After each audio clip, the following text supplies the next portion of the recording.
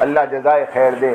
حضرت مولانا الیاس صاحب رحمۃ اللہ علیہ نے اپنا سب کچھ لگا دیا، یہاں تک کہ کھانے کو کچھ نہیں بچا، تو اپنے ساتھ جو مرکز میں ہمارے اپنے پاس پڑھنے والے جو اس ٹائم کے میواتی تھے ان کو کہا کہ ایک کام کرو، دیکھو میرے پاس اب تمہارے کو کھلانے کو کچھ نہیں ہے، میں تمہارے کو سفارش نامہ لکھ دیتا ہوں، دلی میں بہت سارے مدرسے ہیں، تم کسی مدرسے میں جا کے پڑھ لو، کیونکہ یہاں تو اب کچھ نہیں ہے۔ تو ان بچوں نے اور میواتیوں نے، بچے تو نہیں بڑے تھے وہ، ان میواتیوں نے مولوی الیاس سے کہا کہ اچھا ہم تو چلے جائیں دوسرے مدرسے میں، تو تم یہاں کیا کرو گے؟ کہا کہ دیکھو یہ درخت ہے، یہ درخت کا گولر کھا لوں گا، اور یہ حوض ہے، یہ حوض کا پانی پی لوں گا، اور میری زندگی کے جتنے دن بچے گزار دوں گا۔ گولر سمجھتے؟ گولر، ہاں وہ گولر ہوتے تھے اس زمانے میں۔ ایک بہت بڑے عالم وہ رمضان میں نظام الدین پہنچے، سوچے کہ یہاں تو افطاری کا دسترخوان بڑا بہترین ہوگا، رات کا کھانا بھی بڑا بہترین ہوگا، مرکز ہے پوری دنیا کا، تو دسترخوان پہ بیٹھے افطاری میں تو گولر، کہا ٹھیک ہے ابھی گولر سے افطاری کر لیتے ہیں، عشاء کے بعد تو کھانا ملے گا ہی۔ عشاء کے بعد بھی دسترخوان بچھا، وہی گولر، سحری میں وہی گولر، جب میں پڑ گئے۔ پوچھا مولوی الیاس سے، تو مولوی الیاس نے کہا ہماری تو سحری بھی گولر، افطاری بھی گولر۔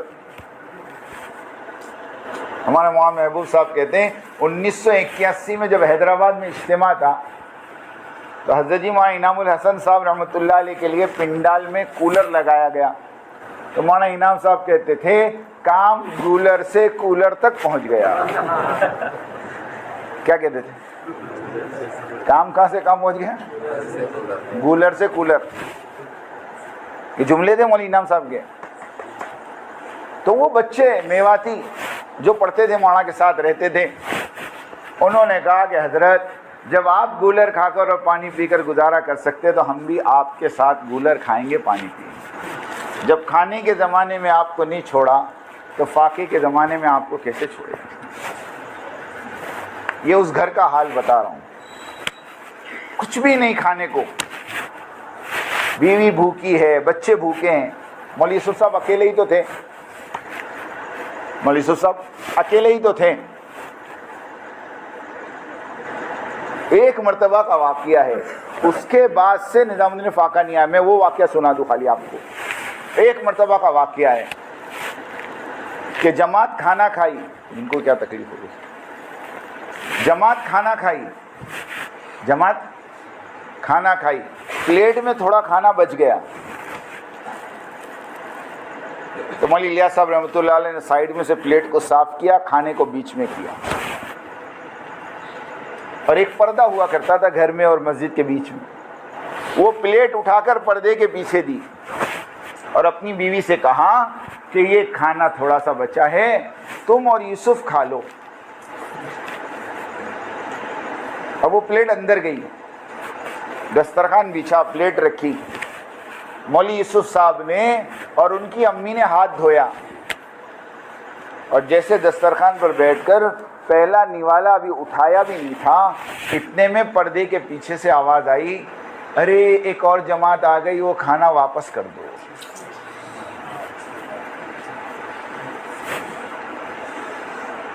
ماں نے مولوی یوسف کا ہاتھ وہیں روک دیا کہ بیٹا رک جا، اور اٹھا کے وہ پلیٹ دے دی۔ اب بچہ تو بچہ ہوتا ہے نا، مولوی یوسف رونے لگے، مولوی یوسف صاحب چھوٹے سے تھے، رونے لگے۔ مولوی الیاس کو پتہ چلا تو مولوی الیاس صاحب رحمۃ اللہ علیہ کو پتہ نہیں کیا ہوا، وہ اپنے کمرے میں گئے اور دروازہ اندر سے بند کر دیا، دروازہ اندر سے بند کر دیا، اور 20 منٹ یا آدھا گھنٹہ کچھ اندر کیا معلوم کیا کیا۔ اس کے بعد دروازہ کھول کے جب باہر آئے تو اپنی بیوی سے اور بیٹے یوسف سے اور اپنے ساتھیوں سے کہا کہ آج کے بعد اس چار دیواری میں قیامت تک فاقہ نہیں آئے گا، میں نے اپنے رب کو منوا لیا۔ یہ وہ ہستیاں ہیں، یہ وہ ہستیاں ہیں۔ جب مولانا الیاس صاحب رحمۃ اللہ علیہ کے زمانے میں فاقے شروع ہو گئے نا نظام الدین میں. تو دلی والوں کو پتہ چلا، دلی والے دوڑے ہوئے آئے اور آ کر کہا حضرت یہ ہماری ساری پراپرٹی کے کاغذات ہم آپ کو دیتے ہیں، اس کو بیچ کر اس کا پیسہ مرکز کے اوپر لگا دو. مولانا الیاس صاحب رحمۃ اللہ علیہ نے کہا یہ پیپر تم پکڑو، ان پیپر کی مجھے ضرورت نہیں، قسم خدا کی میں ابھی دعا کر دوں اللہ یہ بنگلے والی مسجد کو سونے چاندی کا بنا دے. تم کیا سمجھتے ہو؟ تم کیا سمجھتے ہو میرے اللہ کو؟ کیا میرا اللہ ان ٹکڑوں کا محتاج ہے؟ یہ استغنا تھا، یہ ہاں یہ استغنا تھا. حضرت مولانا زکریا صاحب رحمۃ اللہ علیہ کہتے ہیں میں اعتکاف میں تھا اور باہر لڑنے کی آواز آئی زور زور سے. میں گھبرایا کہ کیا ہوا نظام الدین میں باہر آیا تو مولوی یوسف صاحب رحمۃ اللہ علیہ ایک دلی والے کو غصہ کر رہے تھے. میں نے پوچھا کیا ہوا؟ تحقیق کی تو پتہ چلا کہ وہ دلی والا بہت بڑی رقم لے کر آیا تھا مولوی یوسف کے پاس اور آ کر مولوی یوسف صاحب کو کہہ رہا تھا کہ میرا ہدیہ لے لو. اور وہ مولوی الیاس کا بہت قریبی ساتھی تھا. تو حضرت مولانا یوسف رحمۃ اللہ علیہ اتنا غصہ اس پر کہ پورا مرکز جمع کر دیا کہ تیری ہمت کیسے ہوئی یہ پیسہ یہاں لانے کی. مولانا زکریا صاحب نے پھر مولانا یوسف کو کہا اجی یہ تمہارے ابا کے ساتھیوں میں ہیں اور تمہارے ابا کے زمانے سے آتے ہیں یہاں. جب ابا کا نام سنا تو تھوڑے ٹھنڈے پڑ گئے. مولانا زکریا صاحب تو بڑے تھے، مولوی یوسف صاحب کے سسرے ہوتے ہیں. مولوی یوسف کو پکڑ کے اندر لے گئے اور وہ جو ساتھی تھے ان سے معافی مانگا. وہ ان کا مزاج تھوڑا گرم ہے، یہ غصہ ہو گئے، معاف کرنا. تو وہ جو مالدار آیا تھا اس نے کہا کہ نہیں تمہارے معافی مانگنے سے میرا اتنا اثر نہیں ہوا جتنا اس آدمی کا استغنا دیکھ کر اثر ہوا. کہ کتنا بے پرواہ آدمی اور کتنا اپنے آپ کو مال سے دور رکھنے والا آدمی. کہ وہ مال بھی واپس لے گیا اور کہتے ہیں موت تک اس آدمی نے تبلیغ میں جان لگائی.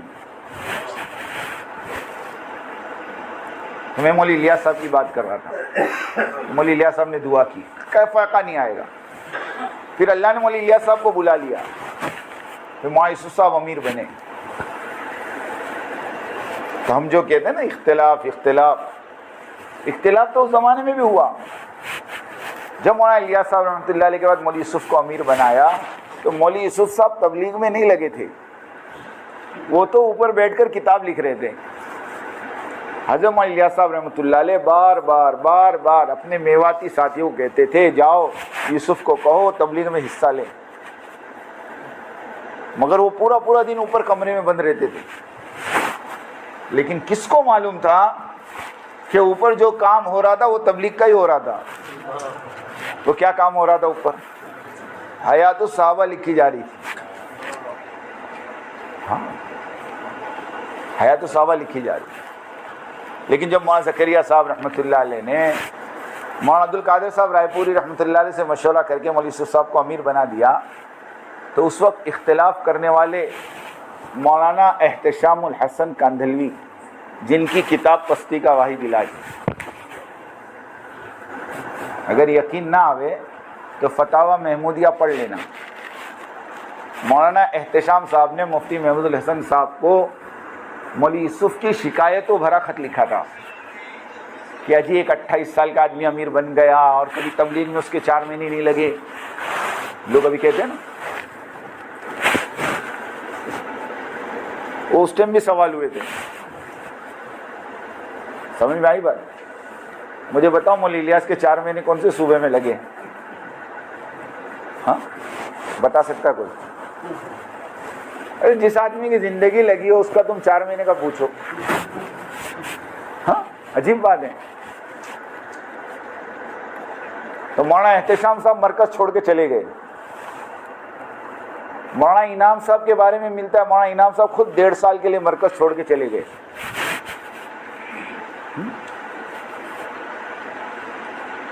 لیکن یہ مخلصین تھے، ان کو اختلاف تھا.